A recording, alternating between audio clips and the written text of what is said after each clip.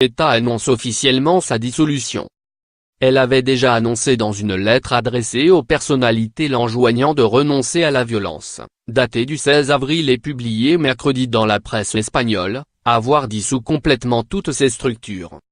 Fondée sous la dictature de Francisco Franco, État a fait au moins 829 morts dans une campagne d'assassinats et d'attentats à la bombe en Espagne et en France, au nom de l'indépendance d'Euskal Herria, le Pays basque espagnol et français et la Navarre.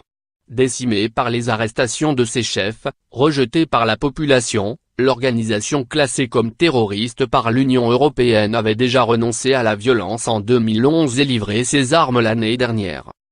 Le gouvernement espagnol a jusqu'à présent refusé toute contrepartie à la dissolution d'État, née en 1959 lors de la lutte contre le franquisme. Quoi qu'elle fasse, État ne trouvera aucune faille et pas d'impunité pour ces crimes, a déclaré jeudi le chef du gouvernement espagnol, Mariano Rajoy. Lire aussi. L'organisation basque État demande pardon pour le mal causé durant sa lutte armée.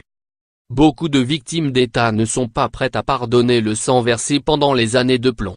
Dans une conférence de presse à Saint-Sébastien, la ville basque qui a connu le plus d'attentats, le collectif des victimes du terrorisme, COVIT, a exigé qu'État condamne la terreur et cesse de rendre des hommages publics à ses militants quand ils sortent de prison.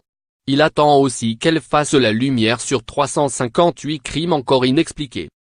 L'Espagne avait mal accueilli un message diffusé le 20 avril où la faction armée regrettait les torts causés mais ne demandait pardon qu'aux seules victimes qui n'étaient pas parties au conflit, laissant entendre que les autres, comme les policiers, étaient des cibles légitimes.